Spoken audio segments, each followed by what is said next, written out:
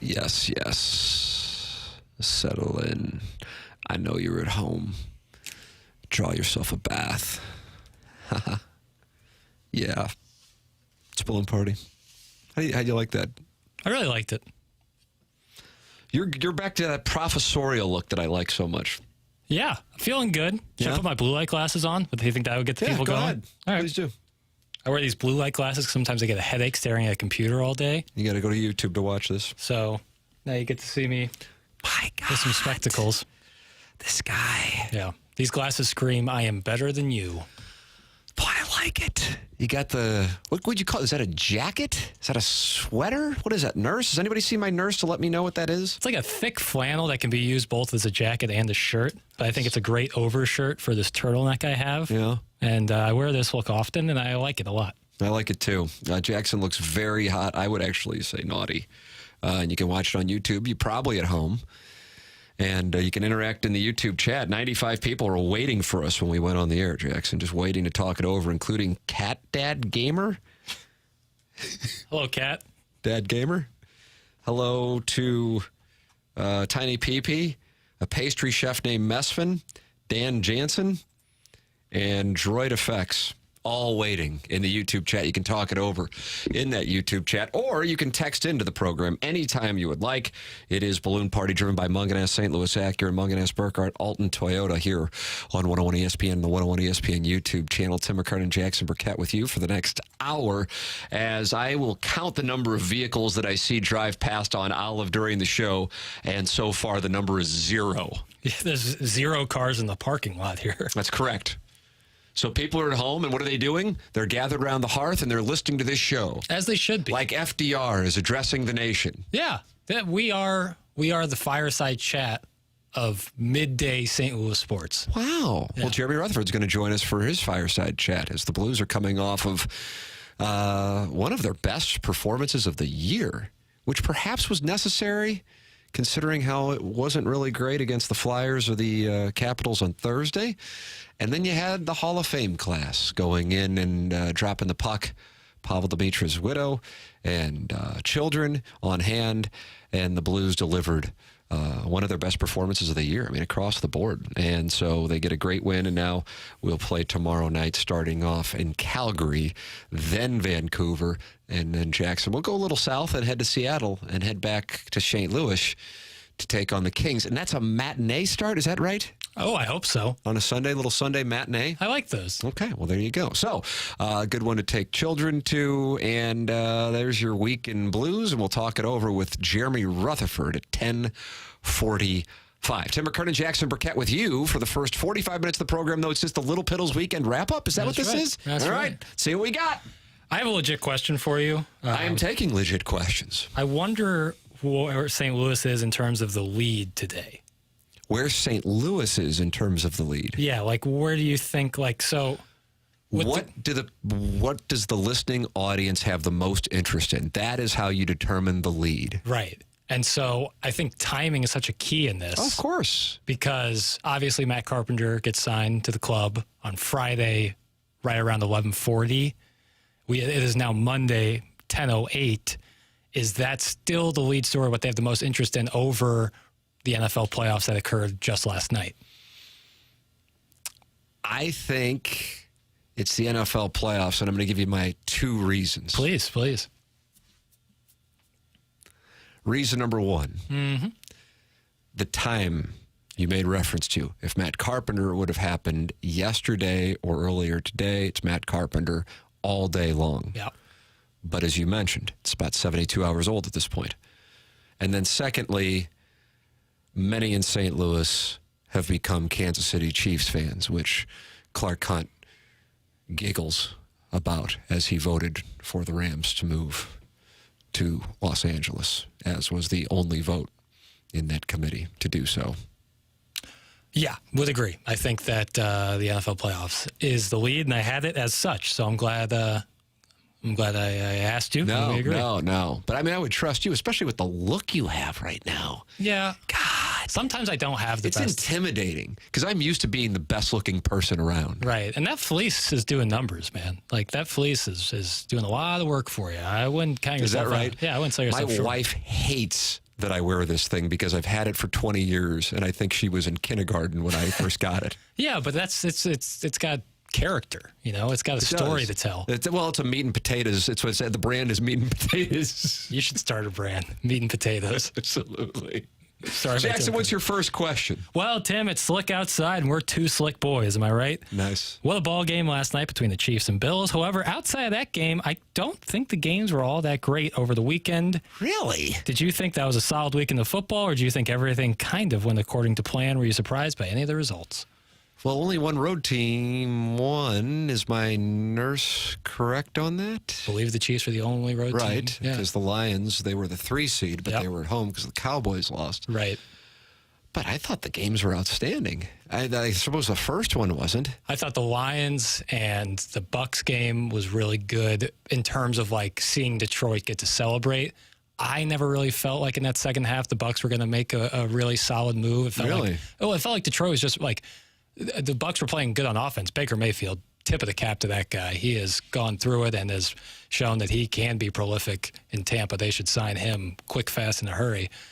But I felt like the Lions were just in the second half offensively in a different world. They were scoring pretty much at ease. And that's what scares me against the Niners.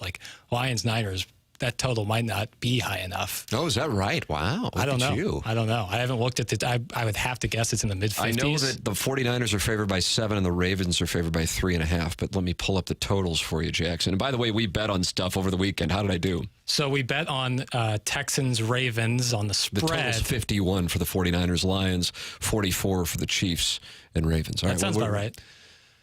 So I was on Texans +9. That did not cover. Okay, what did I win there? You canceled out our bet that we previously had on the Texans and Browns, so we're now even. But then we put 20 straight up on Chiefs-Bills. I took the Chiefs, you took the Bills. So I am up 20 over the weekend. Well, I completely forgot about that. I did until this morning. I was like, did we bet? Oh, yeah, we bet on the Chiefs-Bills. Because I forgo? Forwent? Circumvented? Forlorn? Circumcision. Foreskin. Perfect. And I said that I don't need the 2.5 for the Chiefs and the Bills. I'll just take it straight up. Straight up. Yeah, so I got that one. Trying to endear yourself to the 636. Well, that's my life goal. I might make that my Twitter bio. Mr. 636. Myself to Mr. Pitbull's Mr. 305. You're Mr. 636. I like the strategy. More likely Mr. 573. No, a lot of 636. I thought the games. I mean, the text. I think I don't know what the hell I was doing. I know I didn't watch. What the hell was I doing on that game? I didn't watch that game. I don't know if I watched a snap of that game actually, to be honest. But I must have been doing something with the boys. Mm-hmm. Oh, no, I was hanging out with my wife, actually. Yeah. Very rare chance to do that when you have a 6-year-old and a soon-to-be 2-year-old. But, didn't watch that game, but I watched 49ers Packers and the Buccaneers Lions and the Chiefs and Bills, all while also watching the Amex with the amateur. Yeah, that was fun to watch. But I didn't think the Texans game would be that close. Obviously, I was giving you 9. Yeah. But to their credit, they lurked. They didn't get blown off the field. Yeah, they were playing with free money. I think any of the 4 teams that are left can win. And that's why if I would advise people, I'm saying I think the Lions will win, but they're getting 7-1 to win the Super Bowl. And I love that. Yeah. That's when I want to fire something on. Again, I'm not saying I think they will win, to be clear, but do I think they will win more than 1 out of 7 times? Yeah, I think it's kind of like the college football playoff, where I could have seen Michigan, Washington, Texas, or Alabama winning. Right. And I would say that again after the fact. I'd say this again. I could see the Chiefs, the Ravens, the 49ers, or the Lions winning. I would tell you I think the Ravens are the best team. Yeah. But the one thing that I would make an observation on is there might be a lot of money coming in on the Lions getting 7 points. And the only thing I would say, and I'll be pulling for the Lions, so I won't bet it one way or the other, because emotionally that's the team I want to see win. But I think there might be some people who may not be aware of why Brock Purdy was so bad on Saturday. And he was bad. Mm-hmm. And that is the conditions. And he just, for whatever reason, really had a tough time. He started with a glove on his hand, then he took it off, then he still had issues. And the Fox cameras caught him dropping back and shaking moisture off his hand as he was dropping back. I mean, he just had a real problem with that. Otherwise, he's been so good this year for the most part. that I worry that he will restore order and the 49ers will restore order. The Deebo Samuel situation, of course, something to monitor. I'm sure the Bills would have loved to have had their defense healthy and Gabe Davis, and Josh Allen would have loved to have gotten that throw that he underthrew on the final drive back, and the left tackle not running into him as he got blown off the ball. But with that said, Jackson, you know what? We play with who we have healthy, and it's next man up around here on Little Piddles and the Chud. Couldn't say it better myself. No, I know. It's like I'm reading off a prompter, and yet it's straight ad lib. Totally. Yeah, I think the Lions especially, like you have an offense like that, you can compete in any ball game. It's just the Niners, when they scheme it up, they are nasty. And if Brock Purdy is right and they have Deebo, that's the thing. It smells like to me that the Lions +7 would be the public play of the week. I would agree with you. Yeah, I think that one. People will be pulling for them. Yeah. So you have that factor. And then also, oh my God, the Lions getting 7. Brock Purdy looked terrible. What in the hell? Yeah. Would you have enjoyed it more if it were the Packers at Detroit? Only because we could have seen Detroit have the AFC Championship game. Yeah, because they did not move a muscle after that game for like 45 minutes. Like Detroit and St. Louis have so many similarities, obviously Midwestern towns. Doesn't stop there. Right, yeah, that's just the tip of the iceberg, for lack of a better term.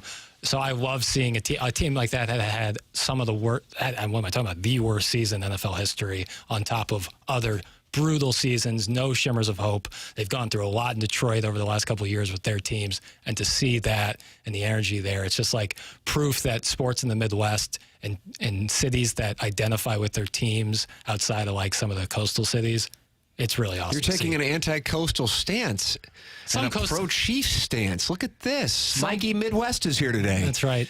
Some coastal cities really embrace their teams. It's probably like Boston, Philly are very much like that's very ingrained in their culture. But for the Midwest teams, cities like Cleveland, even a little further east like Pittsburgh, Detroit especially, Kansas City, St. Louis, like teams are a part of the culture in the towns. Cities live and die with their sports teams, and Detroit has done a lot of dying in the recent years. So to see that was really, really cool. Who do you want to see in the Super Bowl? Lions and Ravens. Lions and Ravens. That'd be the most fun game. I love Lamar Jackson. I think it'd be really cool. That's what I want to see as well. Yeah, definitely. And, you know, if it's Chiefs-Lions, I'm really cool with any of the matchups. But I want to see the Lions win. Shout out to Jack Fox. You want to see the 49ers and the Chiefs. You're fine with that. You'd take that over the Lions. I wouldn't. That would be my least favorite of the matchups. But I'd still be fine. I mean, it'd be a great game, I think. I don't know. The Chiefs are weird to me. I don't know what they are.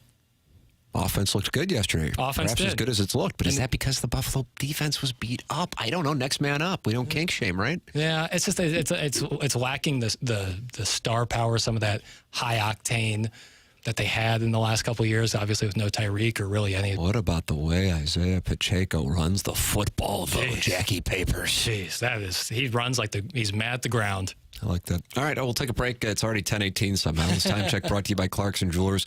Inevitably, we're going to be talking about Matt Carpenter. Jeremy Rutherford is going to join us coming up at 10:45. You are listening to Balloon Party. Driven by Munganess, St. Louis Acura, and Munganess, Burkhardt, Alton Toyota on 101 ESPN and the 101 ESPN YouTube channel.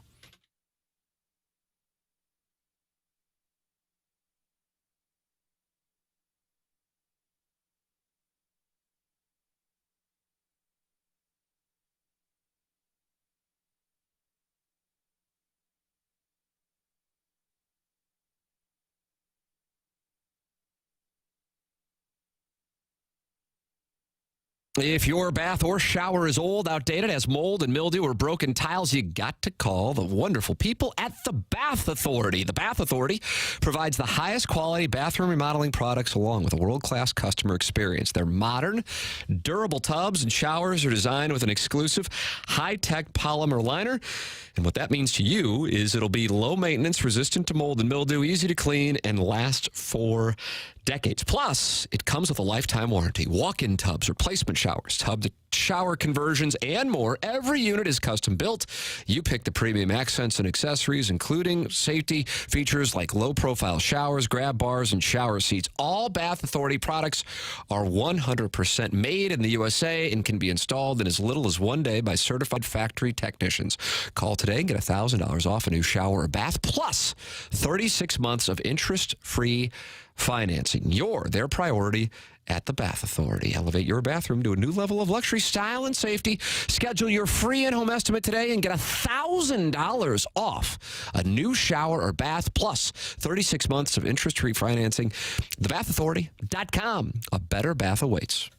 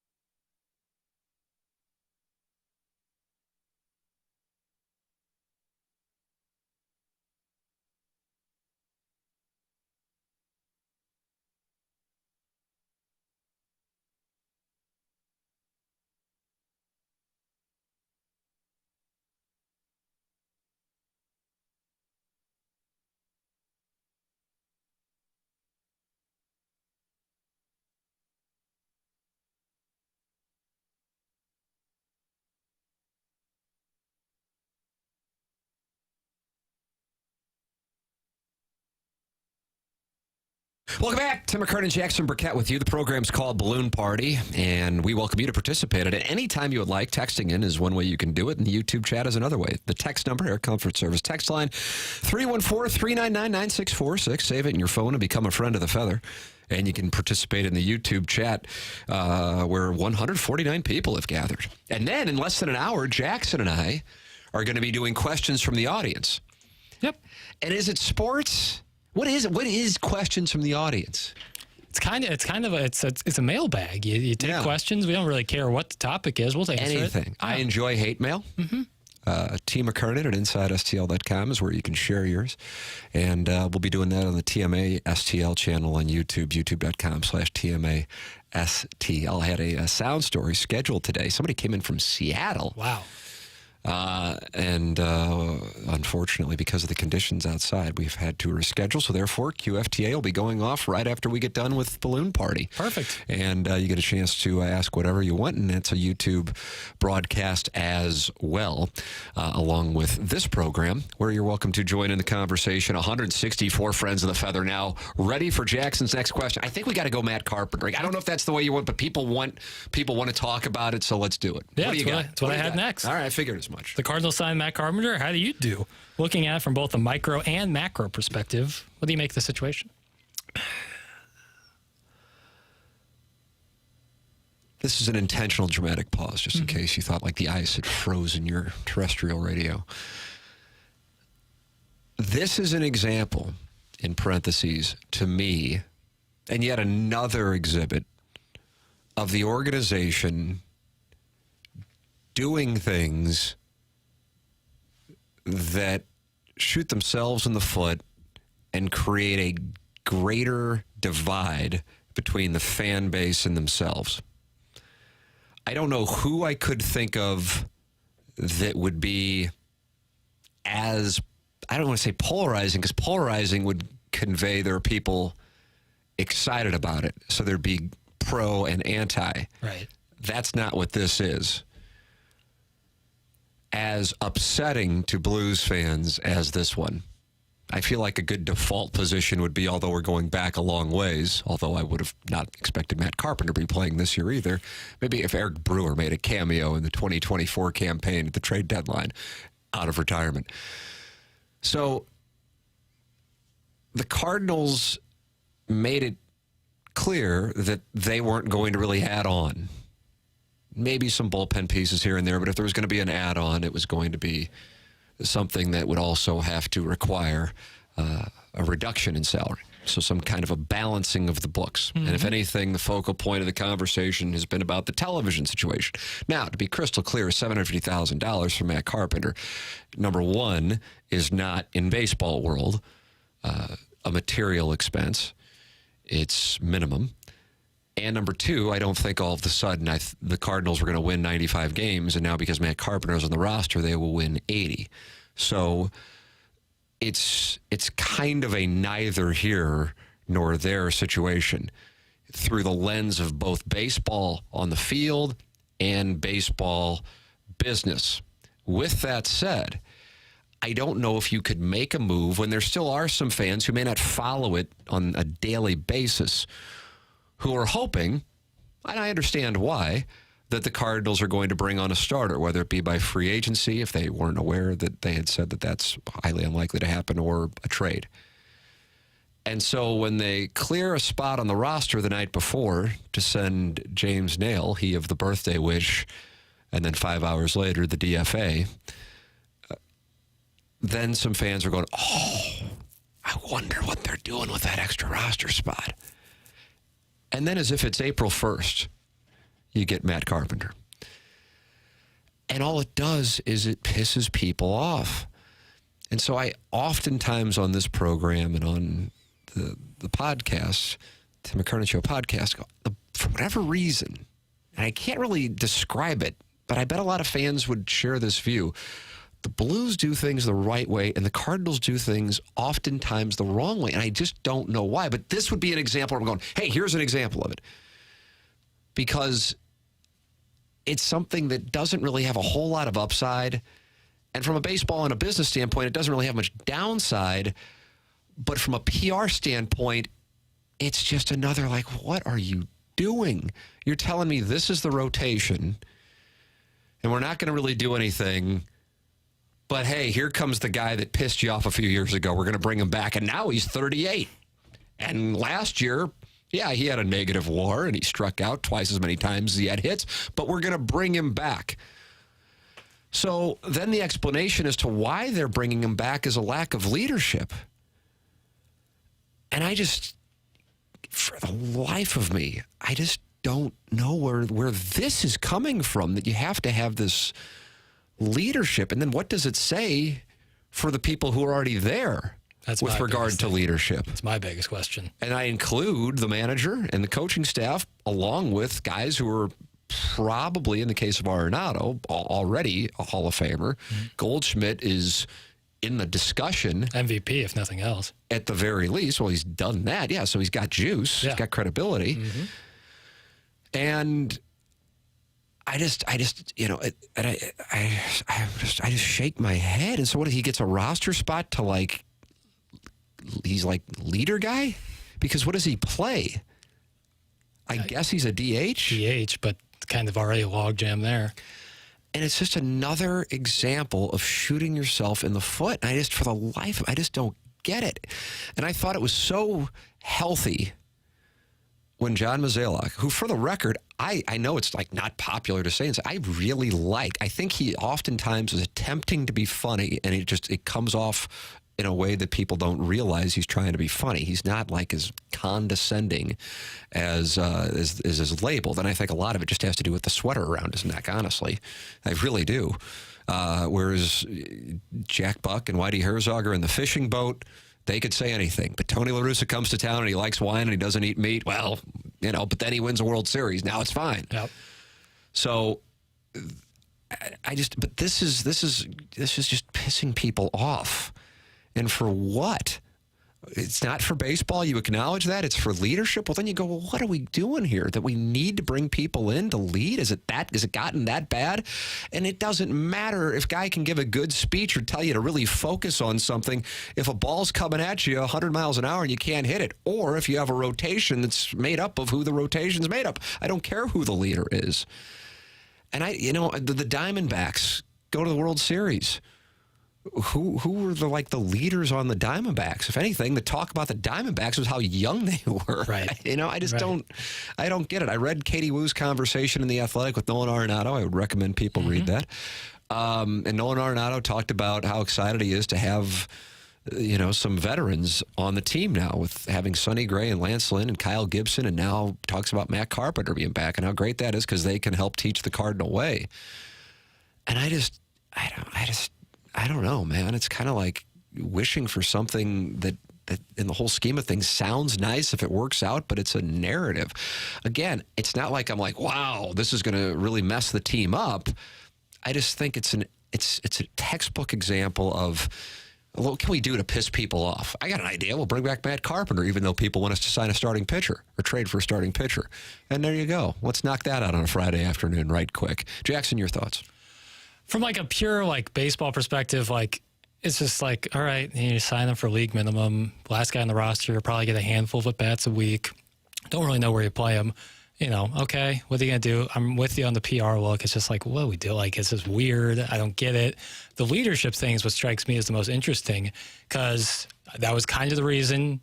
I mean, bunch of reasons you got Lance Lynn, but one of the reasons you got Lance Lynn, one of the reasons why you're having this big celebration that Yadi's a part of the team. It's kind of why you got that Daniel Descalso to be a bench coach.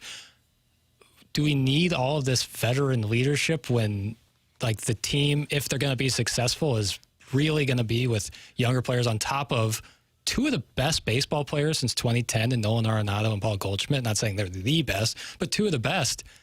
They're in their 30s. Are they not big leaders on the team? Well, I think we got a couple things going on here. Number one, just because you're old doesn't mean you're a leader. And number two, just because you're good doesn't mean you're a leader. The two leaders on the 2004 Cardinals were Mike Matheny and Woody Williams. And I remember that stood out to me because you got a guy in Chris Carpenter who eventually won a Cy Young, and you had a guy in Albert Pujols and Scott Rowland who were Hall of Famers. And I still think Jim Edmonds will wind up being a Hall of Famer. But it was Mike Matheny, who I'm sure would be the first one to say the least threatening bat in that incredible lineup, and Woody Williams, who was a very, very good pitcher, especially with the Cardinals, but he wasn't a dominant force. But sometimes it's just lead by example. But leading by example doesn't necessarily mean that you've got to be past 35. Sure. So I bet confidently Yadier Molina was a leader well before he was older. Mm-hmm. And that 2010, he wasn't 35. 2010, the Brandon Phillips thing that you love to talk about. Yeah. So, a leader doesn't have to be older. You need people on this team if you're really going to try to compete. And I don't really know what the model is this year. I think it's to look like and hope that the Central's as bad as it looks like it will be, and then get in there and get $3 million through the gates. But I'm looking at him going, God, all this is going to do is piss people off. So if you're sitting there having a conversation about it, what does it say for the current state of the clubhouse that you feel like you got to bring somebody in who doesn't really have a position? And from a baseball standpoint, you can't possibly say, well, he's on the verge of really being a contributor. Right. And he didn't have a bunch of pinch hit at bats anyway last year. I think he was over 13 pinch hitting last year. So I don't know. I'm confused by it. I'm saddened in a sense not because it matters when it's all said and done, but it's just another illustration of, man, this thing isn't what it once was. And it's just it's a self-inflicted wound. It's a self-inflicted wound. I don't think people are going to the season angry. Some were, certainly.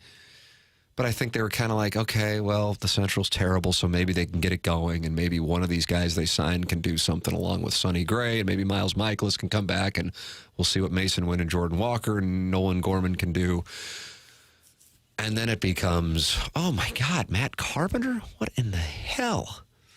So I thought it was a joke, honestly. I thought it was a joke. That's my honest answer when I saw it. Your thoughts are welcome. I know many of you have them. 314-399-9646. That's how you can text in, and the YouTube chat is active as all get out. That's the 101 ESPN channel on YouTube. Tim McKernan, Jackson Burkett with you. Jeremy Rutherford joining us at 10:45. This is Balloon Party on 101 ESPN.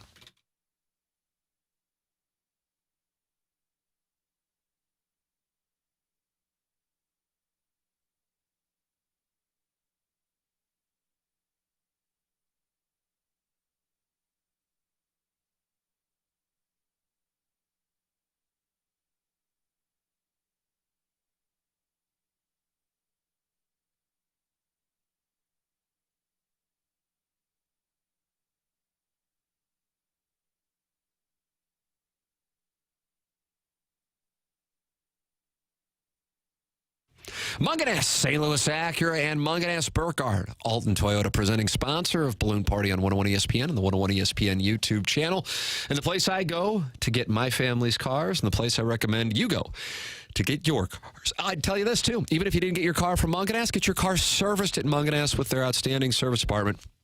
The great Ryan Seiberg will take wonderful care of you. And then you have Jamie Burkhardt, Clayton Patterson, and Peter Munganess, who will take care of you. If you're looking for a new car or a pre-owned car, looking to buy, looking to lease, I know this. I was out there a couple of weeks ago, and they have a huge selection of new vehicles for you to choose from. And on a day like today, where you're not going to be out and about, just go online at stlouisacura.com and go shopping, or altontoyota.com and check out all of the vehicles they have in stock for you at Munganess, St. Louis Acura, and Munganess Burkhardt, Alton Toyota. Go online at stlouisacura.com or altontoyota.com.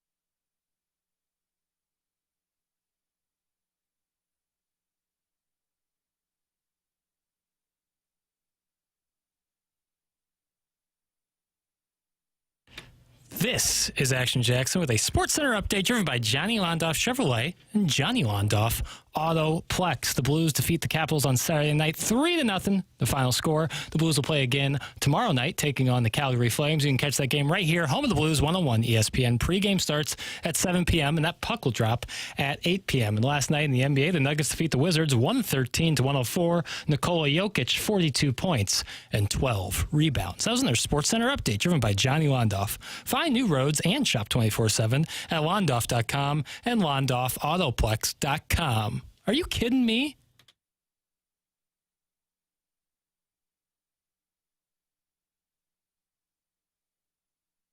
Welcome back. This is 101 ESPN. My name is Tim McKernan. That's Jackson Burkett. We have 19 minutes of the program left before BK and Ferrario take over, and Jeremy Rutherford is going to join us in the next segment.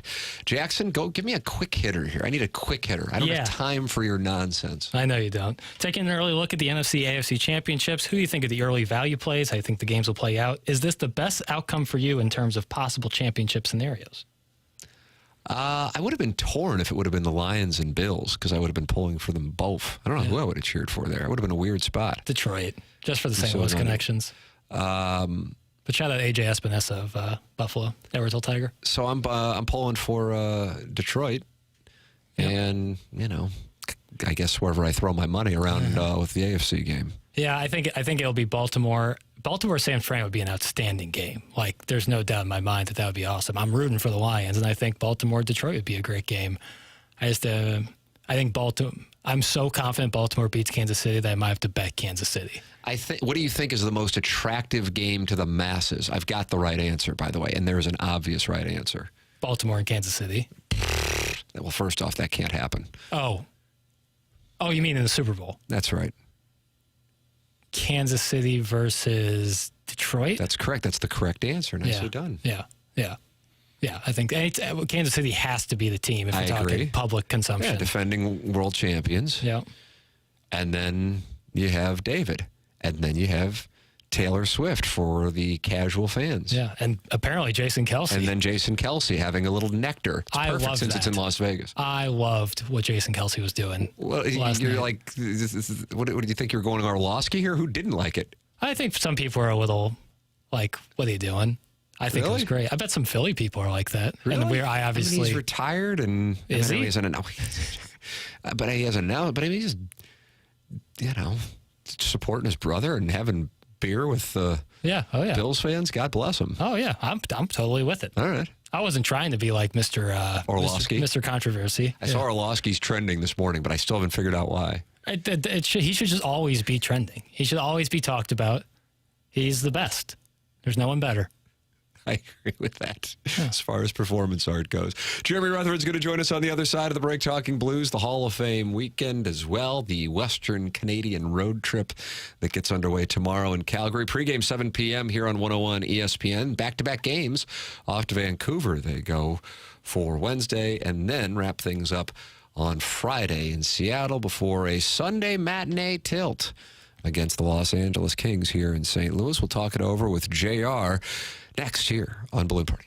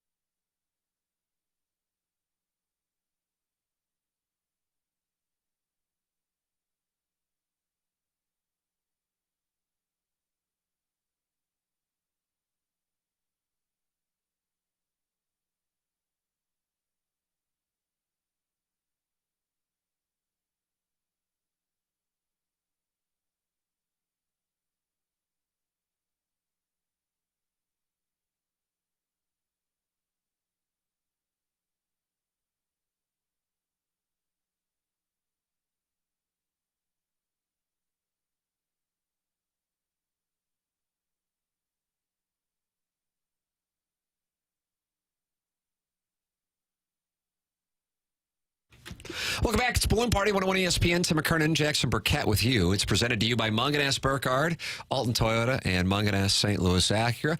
BK and Ferrario at the top of the hour. Jeremy Rutherford right now. Morning, Jer. Morning.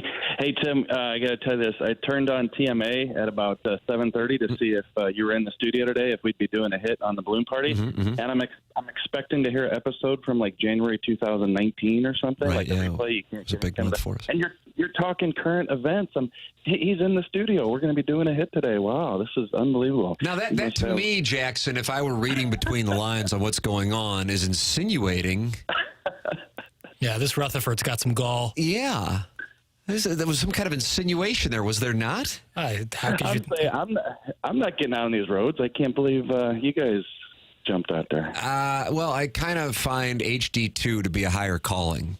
And once a corporation entrusts you to be on HD2 radio, you have a duty, nay, a responsibility to reciprocate that, to appear on a station that airs on 62% of vehicles' radios. Well, you guys sure did that, and if you saw the video of the fire truck, you know why I'm not out there. Was that in your neighborhood? I heard Jackson talking about his OnlyFans page when he picked up the phone, talked to you. It can't be too far. I recognize the fire truck. I don't know how small town that sounds when I tell you I can recognize the fire truck. His big might have time. recognized a house or two. Hey, that was some great driving. That was some NASCAR driving by that fire truck. Captain. Yeah, he kind of Chevy chased it in Vacation and then pulled into a spot when it was all said and done. 50 yards, Russ. Yeah, 50 yards. Yeah, and I'm snickering here, but no reason to snicker. That could have really been dangerous. But some great driving there, and I'm just glad that everybody's okay because that was some dangerous looking video. Yeah, it's making its way around the Twitter tweets, and I see it on the TMA fan page on Facebook for those of you who would like to take a gander at what video we are talking about. JR, you were on the road this weekend. What age is your son playing in Chicago outdoors, I saw? Yeah, 10U, we had an outdoor tournament. So unfortunately, second annual Blues Hall of Fame banquet. Would have loved to have been there. I was at the first one, but I missed this past weekend. And, just looking at all the replays, it looked phenomenal. But yeah, I was in Chicago for an out-of-town tournament. My son's 10U. And we won a tournament, and I'll tell you what. Merrimack Sharks, Jackson, I'm telling you. I know you monitor both the NHL and youth hockey in the St. Louis area. Beware of these Merrimack Sharks. I had a feeling. Yeah, nobody like Ryan O'Reilly with the red hair on our team, Jackson. But some young kids. So fun tournament. We got back last night and beat the bad weather. So thanks for asking. Good tournament, and unfortunately missed the banquet. But gosh, anytime you get those guys in the room, Kachuk, McKinnis, Michael Ute this year, and I know they remembered Pavel Demitra. Iggy, not a fan, I heard, of Demitra getting into the Hall of Fame. Yeah, that was an observation that I didn't necessarily see coming this morning on TMA. But then again, that's just the magic of the program, is that sometimes you don't know where the program will necessarily go. But, the Walter Kachuk telling stories, because he absolutely loved Pavel Demitra, and I would imagine many Blues fans are aware of that, and the special relationship that they had, him telling stories, and that whole group together. And I don't know if a team feels pressure or some kind of subconscious responsibility when you have, a player who's now a member of the Blues Hall of Fame's widow. She drops the puck for Braden Shen and TJ Oshie before things get underway on Saturday, and you have that Hall of Fame weekend going on. It certainly would add to a wonderful narrative if it is true, because the Blues may have played one of their best games of the year in those circumstances on Saturday night. Yeah, it was great. It was great. And, with Demitra going into the Hall, I think he's more than deserving. He's seventh in points. And how about this, the stat that's been floated around the past couple of days, second in game-winning goals in franchise history behind Brett Hull. So pretty phenomenal. And I do think, I can't say this because I'm just one of, 15 or 16 members on that voting committee, that I think with the Hall starting 2 years ago, that we're going to start early and then kind of work your way back. So you're going to see the Alexander Steens and then a lot of guys from that 2019 Stanley Cup get in eventually. But I think, they start from the early years and then move forward. And then with Demitra, and his wife being in attendance the other night, dropping the puck. What a great moment in Blues history right there. And then the team, which hasn't always done that, Tim. I don't know if you remember back to the night they retired Brett Hull's number 16. He and his dad are on the ice. Hey, old man, take a look at my life. I'm a lot like you were. The song's going on. And the team laid an egg against Detroit. And That's so they don't right. That's right. I forgot about that. After these things, but they played a great game the other night all around. Like Drew Bannister said afterwards, probably the best effort since he's been there in that 3-0 shutout. So outside of the obvious, when you get that kind of goaltending from Jordan Binnington, that's certainly going to help your cause. There were a variety of different parts of that game. I mean, you're checking boxes left and right, and maybe that's a source of frustration for people. Maybe it's a source of just optimism, going, yeah, I didn't really have high expectations for this year, and now look what they were able to do, bouncing back and performing like that. I don't know. I thought that the response they had, Tom Wilson, the PK now tied for the lead. At least it was as of Saturday night. I don't know if that's changed in the last 24 hours. 10 penalty kill goals now, shorthanded for the Blues, and across the board, it just was, you're going, okay, well, this team, if this team shows up, 75% of the time, the remainder of the season, I'd like their chances to get in. But you compare it to the two performances against the Flyers and the Capitals earlier in the week, and you'd go, well, that team doesn't have any chance of cutting into the deficit to get into the wild card. So it speaks, I guess, to the consistency, something that we talked about from the beginning of the season. Your observation? Yeah, Tim, I think you could check every single box with that win Saturday night. I've watched the game, the replay, and I mean from the forechecking. I just watched a shift here in the second period with Robert Thomas, Pavel Buchnevich, and Jordan Kyrou. They had it in the zone for 40 seconds, and all three of those guys were in on the forecheck. I mean, that's just one area. The PK 3 for 3 with the shorty. Yeah, that's number one in the league. 10 this season. The Blues are tied with a couple teams atop the list. You get the power play goal late in the game. Shen had the goal. He's struggled. So you could check every single box. Now, big picture, Tim, I think you go back to something you and I said several months ago, I think it was, is that this is the type of team you're going to see. You're going to see them have these proud moments, proud games where they can't come out and play hard, but the consistency thing is going to be tough, not only because of the margin of error and they're going to make mistakes, but, they're just not as talented as some teams in the league. And can they keep it up? Drew Bannister asked that question. Can we sustain what we did Saturday night? So that remains to be seen. I look at this team and I see a team that, they can win a game, win a couple games, look pretty good doing it, kind of tease you. Then they're probably going to lose a couple. So I think it's going to be a battle to the end. Still think there's a chance to get in the playoffs, but they've got some ground to make up with the teams and the points ahead of them. Jeremy Rutherford, our guest here on Balloon Party. This is 101 ESPN. Tim McKernan, Jackson Burkett with you on the program. JR, the trade deadline, Friday, March 8th at 2 p.m. St. Louis time. I don't know if you are in the mode yet of Scout Watch. Are we on Scout Watch? Scout Watch took place last week because Craig Berube was actually scouting for the Blues.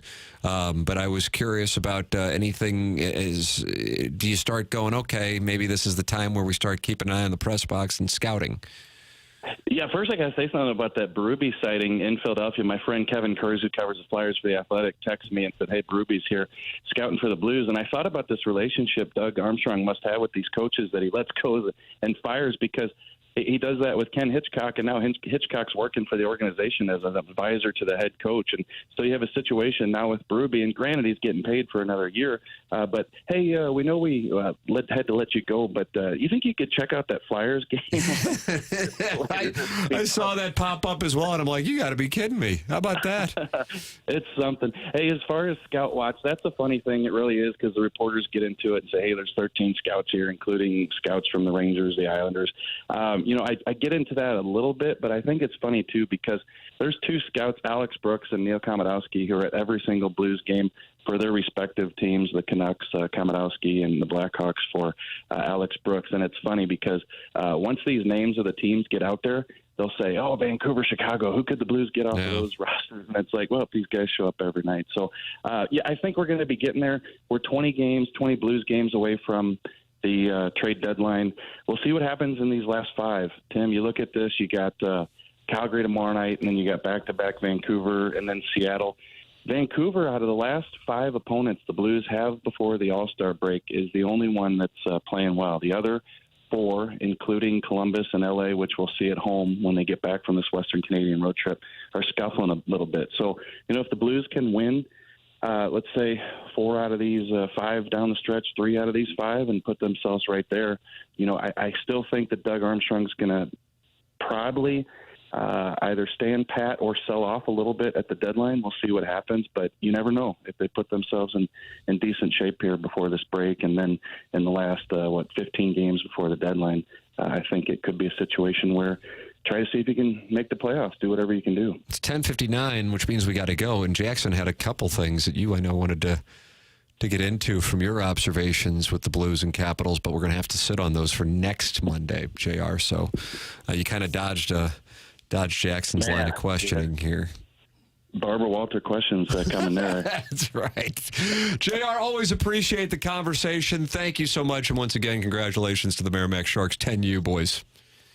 All right, thanks, buddy. There he is. That's Jeremy Rutherford with us here on Balloon Party. Jackson and I are heading back down the hallway to do QFTA. That stands for questions from the audience. And that means you can send in a question. T. McKernan at InsideSTL.com will be on YouTube.com/TMASTL, especially for those of you just hanging out at home today with the roads being icy. Come on in and partake in the fun and games if you would like. It's the Tim McKernan Show podcast. BK and Ferrario are up next. For Jackson Burkett, I'm Tim McKernan. This has been Balloon Party on 101 ESPN.